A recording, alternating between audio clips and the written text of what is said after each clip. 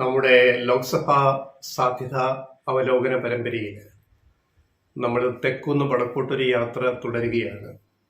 കേരളത്തിലെ 20 മണ്ഡലങ്ങൾ ഞങ്ങൾ കവർ ചെയ്യുന്നില്ല. കീ കണ്ടസ്റ്റ്സ്, സുപ്രധാന പോരാട്ടം നടക്കുന്ന സാധ്യതയുള്ള മണ്ഡലങ്ങളിലെ ഒരു 7-8 മണ്ഡലങ്ങളെ പറ്റിയാണ് ഞങ്ങൾ ആദ്യ റൗണ്ടിൽ പറയുന്നത്. സ്ഥാനാർത്ഥികളെ പ്രഖ്യാപിച്ചിട്ടില്ലാത്ത സാഹചര്യത്തിൽ സാധ്യതാ പട്ടികയിലുള്ള സ്ഥാനാർത്ഥികളെ വെച്ച് വിലയിരുത്തുന്ന ഒരു പരിപാടി, വീഡിയോ പരിപാടിയാണിത്. അപ്പം ഞങ്ങൾ തിരുവനന്തപുരം കടന്ന് ഞങ്ങൾ കൊല്ലം കഴിഞ്ഞ ദിവസം ചെയ്തു. ആറ്റിങ്ങൽ, തിരുവനന്തപുരം, ആറ്റിങ്ങൽ, കൊല്ലം. ഇന്ന് ഞങ്ങൾ 4ാമത്തെ മണ്ഡലത്തിലേക്ക് കടക്കുകയാണ്. തെക്കൻ കേരളത്തിലെ സുപ്രധാനമായ പത്തനംതിട്ട, ശബരിമല ഉൾപ്പെടുന്ന പത്തനംതിട്ട. നമ്മുടെ കേരളത്തിലെ ജില്ലകളിൽ സാമ്പത്തികമായിട്ട് ഏറ്റവും പുരോഗതി നേടിയ ഒരു ജില്ലയാണ് പത്തനംതിട്ട. അത് പ്രവാസി മലയാളികൾ വിദേശ രാജ്യങ്ങളിൽ പോയി പണിയെടുക്കുന്നവരായിരിക്കുന്ന പണം, അതുപോലെ കാർഷിക രംഗത്തെ ഒരു സമ്പൽ സമൃദ്ധി, അങ്ങനെ പല രൂപത്തിൽ പട്ടിണിയില്ലാത്ത ഒരു ജില്ലയാണ് പത്തനംതിട്ട. കേരളത്തിൽ തന്നെ ദാരിദ്ര്യമൊക്കെ ഏതാണ്ട് ഇല്ലാണ്ടായി കഴിഞ്ഞു. അതിനും വളരെ മുമ്പ് തന്നെ നമ്മൾ പത്തനംതിട്ട ജില്ലയിൽ ഈ പുരോഗതി കാണാൻ പറ്റും. അതുപോലെ ജീവിത നിലവാരത്തിൽ ഈ ഹ്യൂമൻ ഡെവലപ്മെന്റ് ഇൻഡെക്സ് ഉണ്ടല്ലോ, അത് WHO അല്ലെ ലോകാരോഗ്യ സംഘടനയൊക്കെ പറയുന്ന ഈ ഇൻഡെക്സിലൊക്കെ ഏറ്റവും മുമ്പേ ഒരു 10-15 കൊല്ലം മുമ്പിൽ എത്തിയ കേരളത്തിലെ ജില്ല പത്തനംതിട്ടയാണ്. അപ്പോൾ അതുകൊണ്ട് ആയുർദൈർഘ്യം നോക്കിയാലും ഹെൽത്ത് കെയർ നോക്കിയാലും മറ്റു കാര്യങ്ങൾ നോക്കിയാലും പത്തനംതിട്ടയ്ക്ക് അങ്ങനെ ജനന നിരക്ക് ഏറ്റവും കുറവുള്ള ജില്ല. അതുപോലെ ജെറിയാട്രിക് കെയർ, പ്രായമായവരെ നോക്കാനുള്ള സംവിധാനങ്ങൾ ആരോഗ്യരംഗത്ത്, ഇതിലൊക്കെ വളരെ മുന്നോട്ട് പോയ ഒരു ജില്ലയാണ് പത്തനംതിട്ട. അതുകൊണ്ട് വിദ്യാഭ്യാസപരമായും സാംസ്കാരികമായും സാമ്പത്തികമായും ഒക്കെ വളരെ മുന്നിൽ നിൽക്കുന്ന പത്തനംതിട്ട ജില്ലയിലെ 5 മണ്ഡലങ്ങളാണുള്ളത്. 5 മണ്ഡലങ്ങൾ. ചെറിയ ജില്ലയാണ് പത്തനംതിട്ട. പത്തനംതിട്ട ജില്ലയുടെ ഏതാണ്ട് 3/2 ഭാഗവും വനമേഖലയാണ്.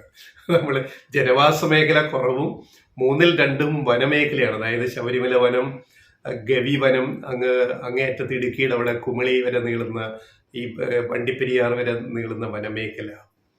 അപ്പം 2/3 വനമേഖലയും 1/3 മാത്രം ജനവാസ മേഖലയും ഉള്ള ഒരു ജില്ലയാണ് പത്തനംതിട്ട. ഇവിടെ ഹാട്രിക് തികച്ച ഒരാൾ നിൽപ്പുണ്ട്, ആന്റോ ആന്റണി. 3 തവണ 2009, 2014, 2019 3 തവണ കോൺഗ്രസ് ടിക്കറ്റിൽ പത്തനംതിട്ടയിൽ നിന്ന് ജയിച്ചു പോയ ആളാണ് ആന്റോ ആന്റണി MP. അദ്ദേഹം വീണ്ടും 4ാമതും മത്സരിക്കുന്നു എന്ന് വന്നപ്പോൾ കോൺഗ്രസിൽ നിന്ന് തന്നെ ഒഴുക്ക് തുടങ്ങി മറ്റു പാർട്ടികളിലേക്ക്. അടുത്ത ദിവസം മുൻ DCC പ്രസിഡന്റ് ഉൾപ്പെടെ നേതാക്കൾ CPM ചേർന്ന വാർത്ത നമ്മൾ കണ്ടതാണ് പത്തനംതിട്ട. അതേപോലെ കുറെ ആൾക്കാർ പിന്നെ BJP പോകുന്നുണ്ട് കോൺഗ്രസ്.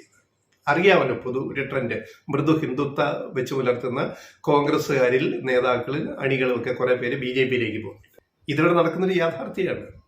അപ്പോൾ കോൺഗ്രസ് ഇവിടെ ക്ഷയിച്ച് ഇപ്പൊ ഈ ഗ്രാമങ്ങളിൽ, പത്തനംതിട്ട ജില്ലയുടെ ഗ്രാമങ്ങളിൽ കോൺഗ്രസിന് ഒരു പ്രകടനം നടത്താൻ പോലും ആൾക്കാരില്ലാത്ത അവസ്ഥ പല ഗ്രാമങ്ങളിലും ഉണ്ട്, പല പഞ്ചായത്തുകളിലും ഉണ്ട്. ചെറുപ്പക്കാരില്ല, യൂത്ത് കോൺഗ്രസ്സുകാരില്ല, DYFI പോലെ SFI പോലെ രംഗത്തിറങ്ങാൻ ആൾക്കാരില്ലാത്തൊരു വലിയ ഗുരുതരമായ ദയനീയമായ ഒരു അവസ്ഥയാണ് കേരളത്തിലെ പത്തനംതിട്ട ജില്ലയിലെ കോൺഗ്രസ് നേരിടുന്നത്. കേരളത്തിൽ മുഴുവനുള്ള ഒരു പ്രശ്നത്തിന്റെ അതിനേക്കാൾ വലിയ ഒരു തലത്തിൽ ഇത് പത്തനംതിട്ടയിൽ നമുക്ക് കാണാൻ കഴിയും. പത്തനംതിട്ട ജില്ലയിലെ ഗ്രാമങ്ങളിൽ പോയി കഴിഞ്ഞു കഴിഞ്ഞാൽ കോൺഗ്രസ് എന്ന് പറഞ്ഞ സംഘടനാ സംവിധാനം വളരെ ക്ഷയിച്ചു പോയി എന്നുള്ള സത്യം ഈ VD സതീഷിനോ, പ്രതിപക്ഷ നേതാവ് അല്ലെങ്കിൽ KPCC പ്രസിഡന്റ് K സുധാകരനൊക്കെ മനസ്സിലാക്കുന്നുണ്ടോ എന്നുള്ളത് സത്യം പറഞ്ഞാൽ നമുക്ക് ഇവരെന്താണ് ചെയ്യുന്നത് നമുക്ക് മനസ്സിലാവുന്നില്ല. പാർട്ടി അത്രമാത്രം ക്ഷയിച്ചു പോയി. അപ്പോൾ ആന്റോ ആന്റണിക്ക് ഒരു ഹാട്രിക് കൊടുക്കാൻ എന്തായാലും പത്തനംതിട്ട ഹാട്രിക്ക് കഴിഞ്ഞു. 4ാം ഊഴം കൊടുക്കാൻ പത്തനംതിട്ട ജില്ലയിലെ വോട്ടർമാർ, ഒരു ലോക്സഭാ മണ്ഡലം മാത്രമാണ് ഈ ജില്ലയിലുള്ളത്, 5 നിയമസഭാ മണ്ഡലങ്ങൾ. അതിന് ഇനിയും ജനങ്ങൾ തയ്യാറാകുമോ എന്ന് നമ്മൾ രണ്ടോട്ട് ആലോചിക്കണം. അപ്പോൾ അവിടെ വരിക എതിർ സ്ഥാനാർത്ഥി ആരാണ്? BJPക്ക് അത്യാവശ്യം വോട്ടുകളുണ്ട്, ആ കണക്കിലേക്ക് നമ്മൾ വരാം. BJPക്ക് ശബരിമല പ്രക്ഷോഭം അങ്ങനെയൊക്കെ വെച്ചിട്ട് കുറച്ച് ഹിന്ദു വോട്ട് ബാങ്കിലൊക്കെ കുറച്ച് സ്വാധീനം BJPക്ക് ഉണ്ട്, നമുക്കത് നിഷേധിക്കാനൊന്നും പറ്റത്തില്ല. BJPയുടെ വളർച്ചയും ക്രമാനുഗതമായിട്ട് വോട്ടിംഗ് ശതമാനം കൂടി വന്നിട്ടുണ്ട്. പക്ഷെ കോൺഗ്രസിന്റെ കാര്യമാണ് ഇവിടെ ഏറ്റവും പരിതാപകരം എന്ന് പറയുന്നത്. ആന്റോ ആന്റണി വീണ്ടും മത്സരിച്ചാൽ കോൺഗ്രസിനകത്ത് തന്നെ ഒരു മുറുമുറുപ്പ് 4ാമതും വന്ന് നിൽക്കുന്ന എന്തിനാണ്? 15 വർഷം 5-5-5 15 വർഷം ഇദ്ദേഹം ലോക്സഭ MP ആയിട്ട് പത്തനംതിട്ടയിൽ നിന്ന് പോയിട്ട് ഇദ്ദേഹം ലോക്സഭയിൽ എന്തെങ്കിലും തുറന്ന് മിണ്ടുന്ന എന്തെങ്കിലും നമ്മൾ കേട്ടിട്ടുണ്ടോ? വേറെ ഒരു 17 എണ്ണം വേറെ ഉണ്ട്. 17 16 ശശി തരൂരിനെ കുറയ്ക്കാം. 18 എണ്ണത്തിനെ ഇവിടുന്ന് വിട്ടല്ലോ നമ്മളെ ജനങ്ങൾ. ഈ 18 എണ്ണത്തിൽ അവിടെ തുറന്ന് വല്ലതും പറയുന്ന ആകെയുള്ളത് ശശി തരൂർ മാത്രമേ ഉള്ളൂ.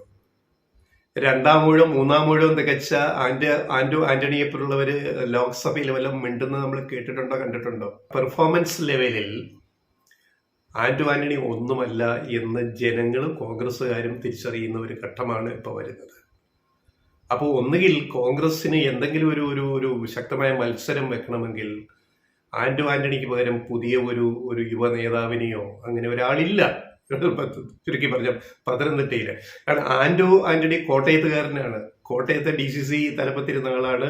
ഇവിടെ വന്നിട്ട് ഈ മത്സരിച്ച് ജയിച്ചു പോകുന്നത്. കാരണം ഇതൊരു UDF അനുകൂല മണ്ഡലമായിരുന്നു. ഇനി അങ്ങനെ ആകുമെന്നൊക്കെ പറയാൻ കഴിയില്ല. കാരണം കഴിഞ്ഞ അസംബ്ലി തെരഞ്ഞെടുപ്പില് LDFന്റെ സ്വീപ്പാണ്. UDFന് ഒരു മണ്ഡലത്തിലും ജയിക്കാൻ കഴിഞ്ഞിട്ടില്ല. 5 മണ്ഡലങ്ങൾ. അടൂർ ആര്? LDF. Deputy speaker Chittayam Gopakumar. Aranmula ഇപ്പോഴത്തെ ആരോഗ്യമന്ത്രി വീണ ജോർജ്. കോന്നി ആരാണ്? ഇപ്പോഴത്തെ മികച്ച MLA KU ജനീഷ് കുമാർ. പിന്നെ റാന്നി ആരാണ്? റാന്നി ദീർഘകാലം രാജീവ് അബ്രഹാം MLA ആയിരുന്നു അവിടെ. ഇത്തവണ വീണ്ടും ആ സീറ്റ് കേരള കോൺഗ്രസ് ജോസ് കെ മാണി വിഭാഗത്തിന് വിട്ടുകൊടുത്തിട്ട് അവിടുത്തെ MLA ആ പാർട്ടിയത്. പിന്നെ തിരുവല്ലയിൽ ആരാണ്? മാത്യു ടി തോമസ്, ജനതാദളിന്റെ പിന്നെ ഇവിടുത്തെ പ്രധാനപ്പെട്ട ഒരു നേതാവ്. അപ്പൊ UDFന് ഒരൊറ്റ സീറ്റ് പോലും പത്തനംതിട്ട ലോക്സഭാ മണ്ഡലത്തിന്റെ പരിധി വരുന്ന സെഗ്മെന്റുകളിലില്ല, അസംബ്ലി സെഗ്മെന്റിലില്ല. അപ്പൊ 2019 എന്തുകൊണ്ട് ഹാട്രിക് തികച്ചു എന്ന് ആന്റണി തികച്ചു എന്നുള്ളതിന് ഒരു ചോദ്യം വരാം. അയാൾ 3 തവണ ജയിച്ചില്ലേ അദ്ദേഹം? പിന്നെ നിങ്ങൾ ഈ പറയുന്നതിനകത്ത് അടിസ്ഥാനം അതെ 2019 അന്നൊരു സാഹചര്യം എന്തായിരുന്നു? കോൺഗ്രസ് മിക്കവാറും അധികാരത്തിൽ തിരിച്ചു വരാനുള്ളൊരു ചാൻസ് ഉണ്ട്. രാഹുൽ ഗാന്ധി പ്രധാനമന്ത്രിയാകുമെന്നൊക്കെയുള്ള ഒരു പ്രതീക്ഷയിൽ ജനങ്ങൾ കോൺഗ്രസ് സ്ഥാനാർത്ഥികൾക്ക് കൂടുതലായി വോട്ട് ചെയ്തു. കേരളത്തിലെ ജനങ്ങൾ പലപ്പോഴും നമുക്കറിയാം അസംബ്ലി തെരഞ്ഞെടുപ്പിൽ LDFനെ പിന്തുണയ്ക്കുന്ന ജനം കേന്ദ്രത്തിൽ കോൺഗ്രസിനെ പിന്തുണയ്ക്കുന്ന ഒരു രാഷ്ട്രീയ സംസ്കാരം ഇവിടെയുണ്ട്, ഒരു മനോഭാവം ഇവിടെയുണ്ട്, നമുക്ക് എല്ലാവർക്കും അറിയാം. അത് 2019 അങ്ങനെ ഒരു അത്ഭുതം സംഭവിക്കും എന്ന് നമ്മുടെ നാട്ടിലെ വോട്ടർമാർ UDFന് അനുകൂലമായി വോട്ട് ചെയ്യാൻ ഒരു കാരണമായി മാറിയിട്ടുണ്ട്. അപ്പൊ ആന്റണി പത്തനംതിട്ടയിൽ നിന്നും ഹാട്രിക് തികച്ചതിന്റെ ഒരു കാരണം അതാണ്. പക്ഷെ ഇപ്പോൾ ആ അനുകൂല ഘടകം ഇല്ല. കാരണം ഇന്ത്യ മുന്നണി എന്ന് പറയുന്ന ഒരു മുന്നണി ഉണ്ടാക്കിയെങ്കിലും കോൺഗ്രസ് ക്ഷയിച്ചുകൊണ്ടിരിക്കുന്നു. കോൺഗ്രസിന്റെ പ്രധാന നേതാക്കളൊക്കെ BJPയിലേക്ക് ചാടിപ്പോകും, ദേശീയ തലത്തിലും ഒക്കെ, കേരളത്തിൽ ഉൾപ്പെടെ. അപ്പോൾ കോൺഗ്രസിന് 2019 അധികാരത്തിൽ തിരിച്ചു വരുമെന്നുള്ളൊരു പ്രതീക്ഷ വെച്ചിരുന്ന കോൺഗ്രസിന് ഇപ്പം അത് സാധിക്കാത്തത് കൊണ്ട് തന്നെ ജനങ്ങൾ മാറി ചിന്തിക്കുന്നു. ഇതുവരെയുള്ള സൂചനകൾ നമുക്കറിയാം. ലോക്സഭാ തെരഞ്ഞെടുപ്പിൽ ഒരു ദേശീയ സഖ്യം കോൺഗ്രസ് നേതൃത്വത്തിൽ ഒരു ബദൽ BJPക്കെതിരെ, നരേന്ദ്രമോദിക്കെതിരെ, സംഘപരിവാറിനെതിരെ കെട്ടിപ്പടുക്കാൻ ഇപ്പോഴും അവർക്ക് കഴിയുന്നില്ല എന്നൊരു യാഥാർത്ഥ്യമുണ്ട്. അപ്പോൾ 2019 ലോക്സഭാ ഇലക്ഷൻ റിസൾട്ട് ആവില്ല 2024 വരാൻ പോകുന്നത് എന്ന് വളരെ നിസ്സംശയം നമുക്ക് ഉറപ്പായിട്ട് നമുക്ക് പറയാൻ പറ്റും. അവിടെയാണ് ഈ പറയുന്ന പത്തനംതിട്ടയിലെ ആന്റണിയുടെ പിന്നെ സാധ്യതകൾ ഇല്ലാണ്ടാവുന്നത്. പിന്നെ എതിർ സ്ഥാനാർത്ഥി ആര് വരും? ഇവിടെ BJPക്കും ശക്തമായൊരു ത്രികോണ മത്സരം നടത്താനുള്ള സാഹചര്യങ്ങൾ നിലവിലുണ്ട്. പത്തനംതിട്ടയിലെ ജില്ലയായതുകൊണ്ടും ശബരിമല പ്രക്ഷോഭമൊക്കെ നയിച്ചതുകൊണ്ടും ഒക്കെയുള്ള ചില കാര്യങ്ങളുണ്ട്. അതുകൊണ്ട് ക്രമാനുഗതമായിട്ട് BJPയുടെ വോട്ടുകൾ കൂടിയിട്ടുണ്ട്. ആ കണക്കുകളിലേക്ക് നമ്മൾ വരാം. പക്ഷെ ഇവിടെ LDFന്റെ എതിർ സ്ഥാനാർത്ഥി ആന്റണിക്കെതിരെ വരാൻ പോകുന്നതാണ് ഇതിനകത്ത് ഏറ്റവും വലിയ വിഷയം. ഇതുവരെയുള്ള സൂചനകൾ അനുസരിച്ച് സാധ്യതാ പട്ടികയിൽ 2 പേരാണുള്ളത്. ഒന്ന് ഡോക്ടർ TM തോമസ് ഐസക്, ആമുഖം വേണ്ട, മുൻ ധനകാര്യമന്ത്രി, മികച്ച പാർലമെന്റേറിയനായിട്ട് അസംബ്ലിയിൽ ശോഭിച്ചയാള്, വിവരങ്ങൾ പഠിച്ച് നടപ്പാക്കുന്ന ഒരാള്, ധനകാര്യ വിദഗ്ധൻ. EMS ആദ്യമായിട്ട് അന്നത്തെ LDF ഭരണകാലത്ത് ജനകീയാസൂത്രണം കൊണ്ടുവന്നപ്പോൾ അതിൻ്റെ അമരത്ത് നിഴൽ പോലെ അതിൻ്റെ പിന്നിൽ പ്രവർത്തിച്ചയാള്.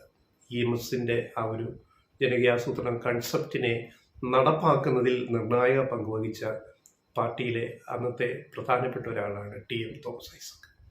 അദ്ദേഹം പിന്നീട് ജയിച്ചു വന്ന് MLA ആയി, പിന്നെ മന്ത്രിയായി. അദ്ദേഹത്തിൻ്റെ മന്ത്രിയായിട്ടുള്ള പെർഫോമൻസ് ലെവലൊക്കെ നമുക്കറിയാം. അപ്പോൾ തോമസ് ഐസക്കാണ് പത്തനംതിട്ടയിലെ LDF സ്ഥാനാർത്ഥിയെങ്കിൽ പിക്ചർ മാറും, ചിത്രം മാറും, ഒരു സംശയവും വേണ്ട. ആന്റണിക്ക് ഐസക്കിനോട് നേരിട്ട് മത്സരിക്കാൻ വളരെ ബുദ്ധിമുട്ട് വരും. പിന്നെ രണ്ടാമത് സാധ്യത പട്ടികയിൽ വന്നിട്ടുള്ളത് രാജു എബ്രഹാമാണ്. ദീർഘകാലം അദ്ദേഹം റാന്നി MLA ആയിരുന്നു. MLA എന്ന നിലയിൽ കഴിവ് തെളിയിച്ച് പത്തനംതിട്ട ജില്ലയിൽ ആകമാനം ധാരാളം ബന്ധങ്ങൾ, രാഷ്ട്രീയമായിട്ടും വ്യക്തിപരമായിട്ടും അതിനപ്പുറത്തും ബന്ധങ്ങളുള്ള രാജു എബ്രഹാമും മികച്ച സ്ഥാനാർത്ഥിയാണ് LDFന്, ഞങ്ങൾക്കൊരു സംശയമില്ല. പക്ഷെ ഐസക്കും രാജു എബ്രഹാമും വരുമ്പോൾ അതിലൊരു മേൽക്കൈ ഐസക്കിന് കിട്ടുന്നത്, ഐസക് പാർട്ടിയുടെ കേന്ദ്ര കമ്മിറ്റി അംഗം കൂടിയാണ്, മുതിർന്ന സീനിയർ നേതാവാണ്. അപ്പൊ സ്വാഭാവികമായിട്ടും രാജു എബ്രഹാമിനേക്കാൾ ഒരുപടി മുന്നിൽ ഐസക്കാണ് സ്ഥാനാർത്ഥിയാകാൻ സാധ്യത. ഐസക് വന്നാൽ പത്തനംതിട്ടയിലെ ഇലക്ഷൻ പിക്ചർ മാറുമെന്ന് ഞങ്ങൾ പറയുന്നത് അതുകൊണ്ടാണ്. കഴിവ് തെളിയിച്ച ഒരാളും പാർലമെന്ററി രംഗത്ത് തെളിയിച്ച ഒരാൾ വീണ്ടും ഇവിടെ വന്നിട്ട് ലോക്സഭയിലേക്ക് മത്സരിക്കും. ആദ്യമായിട്ടാണ് ഐസക് അങ്ങനെ തീരുമാനം വന്നാൽ ലോക്സഭയിലേക്ക് മത്സരിക്കുക. അത് പത്തനംതിട്ട അതുകൊണ്ട് തന്നെ ഒരു കീ കണ്ടക്സ്റ്റ് കോൺസ്റ്റിറ്റ്യുവൻസി ആയിട്ട് കേരളത്തിലെ മാറാൻ പോവുകയാണ്. തിരുവനന്തപുരം പോലെ, കൊല്ലം പോലെ, അല്ലെങ്കിൽ തൃശ്ശൂർ പോലെ ആകമാനം ജനങ്ങൾ ശ്രദ്ധിക്കുന്ന ഒരു മത്സരമായിട്ട് പത്തനംതിട്ട മാറും. പത്തനംതിട്ട ലോക്സഭാ മണ്ഡലം എന്ന കാര്യത്തിൽ സംശയമില്ല. ഐസക്കാണ് LDFന് സ്ഥാനാർത്ഥിയെങ്കിൽ. ഇനി ചരിത്രത്തിലേക്ക് വരാം. ഈ പത്തനംതിട്ട മണ്ഡലത്തിന്റെ ഒരു സ്വഭാവം എന്ന് പറയുന്നത് അങ്ങനെ ആരെയും അങ്ങനെ നിരന്തരം പിന്തുണയ്ക്കുന്ന ഒരു സംസ്കാരമൊന്നും പത്തനംതിട്ടയ്ക്കില്ല. ഒരു കാലത്ത് UDFന്റെ കോട്ടയായിരുന്ന പത്തനംതിട്ട ജില്ല ഇപ്പൊ LDFന്റെ കോട്ടയായിട്ട് മാറി നമ്മൾ കണ്ടു. ഈ 5 അസംബ്ലി സെഗ്മെന്റ്സിലും LDF ആണ് ജയിച്ച് വന്നിരിക്കുന്നത് കഴിഞ്ഞ ഇലക്ഷനിൽ. അതതിന്റെ ഒരു ഏറ്റവും വലിയ തെളിവാണ്. 2009 ആന്റോ ആന്റണിക്ക് കിട്ടിയത് 33.64% വോട്ടാണ്. വോട്ടിന്റെ നമ്പർ പറഞ്ഞു കഴിഞ്ഞാൽ 4,08,232 വോട്ടെന്ന് നേടി. ഭൂരിപക്ഷം 1,11,206 വോട്ടാണ്. ഭൂരിപക്ഷം തന്നെ 1,10,000 കടന്നിരിക്കുന്നു ആദ്യ മത്സരത്തിൽ. അന്ന് കോട്ടയത്ത് നിന്ന് വന്ന് ഇവിടെ നിന്ന് മത്സരിച്ച ചെറുപ്പക്കാരനായ ആന്റോ ആന്റണിയോട് ആൾക്കാർക്ക് തോന്നിയ ഒരു വികാരം, അങ്ങനെ അത്രയും ഭൂരിപക്ഷം കിട്ടി. രണ്ടാം സ്ഥാനത്ത് അന്ന് K അനന്തഗോപനാണ് CPM-ന്ന് LDF-ന്ന് മത്സരിച്ചത്. അനന്തഗോപന് കിട്ടിയത് 2,97,026 വോട്ട് മാത്രമാണ്. അതായത് ശതമാനം പറഞ്ഞാൽ 24.48. ഒരു 10% വോട്ട് വ്യത്യാസം UDFും LDFും തമ്മിൽ 2009 അവിടെ ഉണ്ടായിരുന്നു. മൂന്നാമത് BJPയുടെ ആൾ നിന്ന്, BJP ഇവിടെ പരിഗണിക്കണം നമ്മൾ പത്തനംതിട്ടയാവുമ്പോൾ, BJPയുടെ B രാധാകൃഷ്ണ മേനോൻ BJP അന്ന് നേടിയത് വെറും 56,294 വോട്ടാണ്. 56,294 വോട്ട്, അതായത് ശതമാന കണക്കിൽ 4.64%. 5% വോട്ട് പോലും 2009 BJPക്ക് പത്തനംതിട്ട ലോക്സഭാ മണ്ഡലത്തിൽ നേടാൻ കഴിഞ്ഞിട്ടില്ല. Note the point. അവിടുന്ന് BJP എവിടേക്ക് വന്നു എന്നുള്ളതാണ് നമ്മൾ. പിന്നെ അന്ന് വേറെ ചില പ്ലേയേഴ്സ് ഉണ്ടായിരുന്നു, പല മുന്നണികൾ. അതായത് അന്ന് BSPയുടെ KK നായർ അന്ന് 20,000-ഓളം വോട്ട് നേടി. പിന്നെ മാണി സി കാപ്പൻ NCP അന്നിവിടെ മത്സരിച്ചു. പലർക്കും അറിയില്ല, ഇപ്പൊ ഇത് ഓർമ്മയില്ല. മാണി സി കാപ്പൻ ഇപ്പോഴത്തെ പാലാ MLA അന്ന് മത്സരിച്ചിട്ട് കിട്ടിയത് 4,445 വോട്ട് മാത്രമാണ്. അതായത് 0.37% മാത്രം. അപ്പൊ ഇങ്ങനെയുള്ള ഒരു ഘട്ടത്തിൽ നിന്ന് നമ്മൾ 2014 വരിക. ജംപ് ടു 2014 എന്ത് മാറ്റം വന്നു? അപ്പൊ 2009 BJPക്ക് 56,000 കിട്ടിയ സ്ഥാനത്ത് 2014 BJPയുടെ സംസ്ഥാനത്തെ പ്രമുഖ നേതാവ് MD രമേശാണ് മത്സരിച്ചത്. MD രമേശ് നേടിയ വോട്ട് 1,38,954. അതായത് 10.5% വോട്ട് പോൾ ചെയ്ത വോട്ടിൽ അദ്ദേഹം നേടി. 5 കൊല്ലം കൊണ്ട് 5% പോലും ഇല്ലാത്തടത്തു നിന്ന് 2009 10% അധികമായിട്ട് 10.5% വോട്ട് ഷെയർ ഉയർത്താൻ, അതേപോലെ 50,000 നിന്നും 1,38,000 വോട്ടിന്റെ എണ്ണം കൂട്ടാനും BJPക്ക് MD രമേശിലൂടെ സാധിച്ചു എന്നുള്ള കാര്യം നമ്മൾ ഇവിടെ പ്രത്യേകം നോട്ട് ചെയ്യുക. ഇനി ആ തെരഞ്ഞെടുപ്പിൽ വീണ്ടും ആന്റോ ജയിച്ചു, പറഞ്ഞല്ലോ, ഹാട്രിക്. ആന്റോയ്ക്ക് പക്ഷെ വോട്ട് കുറഞ്ഞ, ആന്റോയുടെ വോട്ട് 4 ലക്ഷത്തിന് മുകളിൽ പോയ വോട്ട് ഇത്തവണ 3,58,000 താണു. ശതമാനം 27.12. തൊട്ടടുത്ത് ഇടതുപക്ഷ സ്വതന്ത്രനായിട്ട് കോൺഗ്രസിൽ നിന്ന് വന്ന ഫിലിപ്പോ തോമസ് മത്സരിച്ചിട്ട് കിട്ടിയത് 22.87%. അതായത് 3 ലക്ഷത്തോളം വോട്ടാണ് ഫിലിപ്പോ തോമസ് നേടിയത്. അപ്പം ജയിച്ച ആളും രണ്ടാമത് വന്ന ആളും തമ്മിൽ ഉള്ള അന്തരം 5% വ്യത്യാസമാണ്. 22-27 5% വ്യത്യാസമാണ് വന്നത്.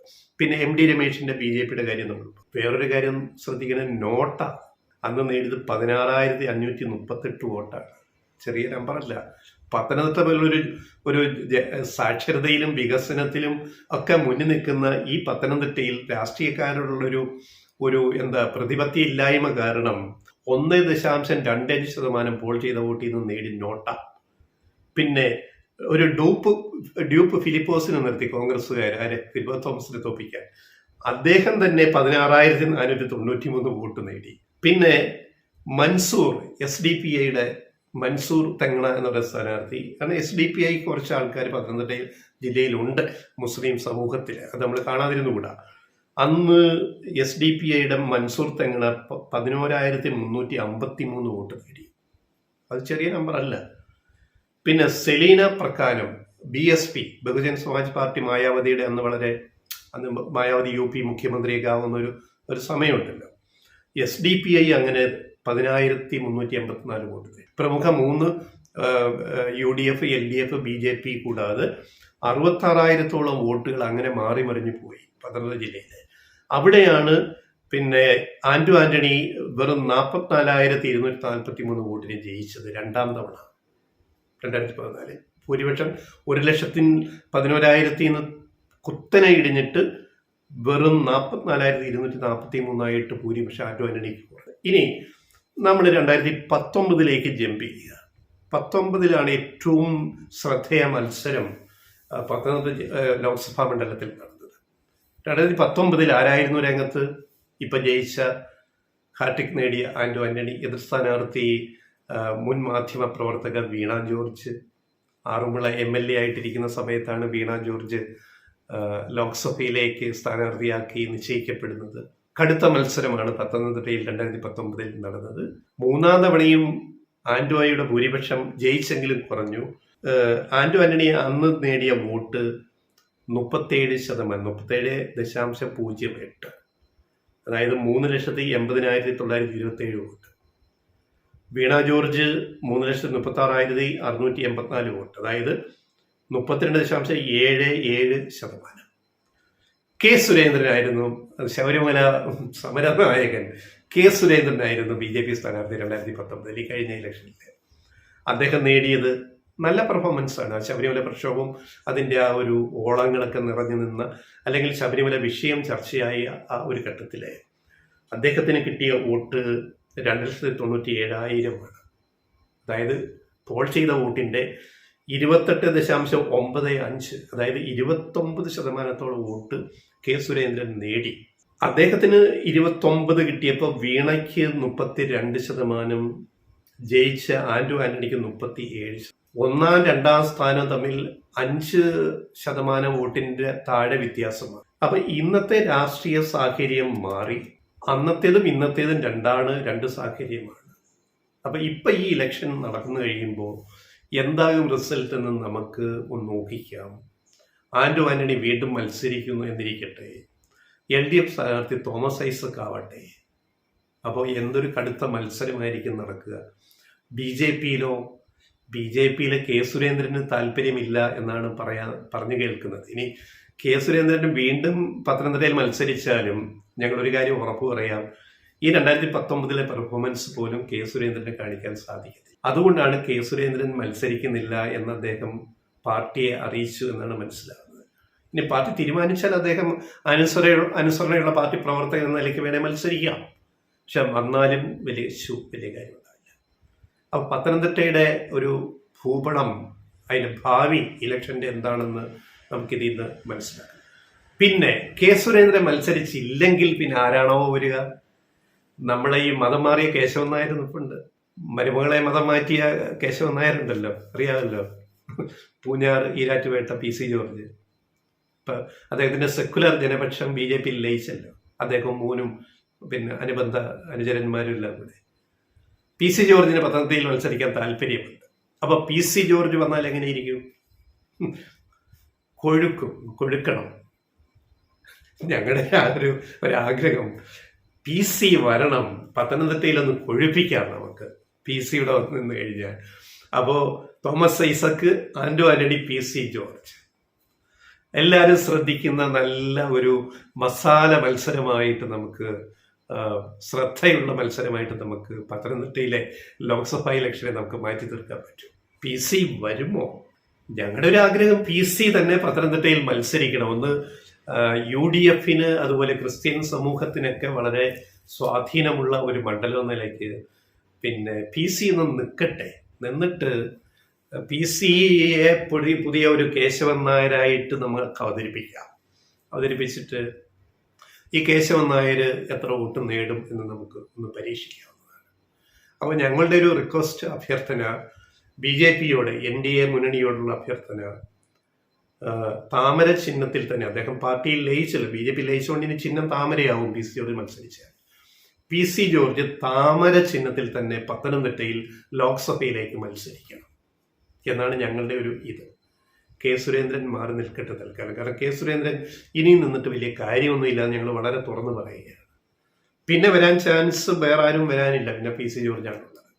അല്ലെങ്കിൽ മൂന്നാമതൊരാളെ BJP കണ്ടെത്തണം സ്ഥാനാർത്ഥിയായിട്ട്. എന്തായാലും ഇപ്പോൾ LDF UDF സ്ഥാനാർത്ഥി പട്ടികയിൽ ഒരു ഏകദേശം രൂപമായി കഴിഞ്ഞു. തോമസ് ഐസക്കും ആന്റോ ആന്റണിയും തന്നെ ആവാനാണ് സാധ്യത, വേറെ തീരുമാനങ്ങളൊന്നും ഉണ്ടായില്ലെങ്കിൽ. പിന്നെ NDA BJPയുടെ ആളായിട്ട് PC ജോർജ് വരട്ടെ. പത്തനംതിട്ടയിൽ നമുക്കൊന്ന് കൊഴുപ്പിക്കാം. എല്ലാവരും ശ്രദ്ധിക്കുന്ന ഒരു മത്സരമാക്കി നമുക്ക് പത്തനംതിട്ടയെ മാറ്റിയെടുക്കാം, അല്ലേ?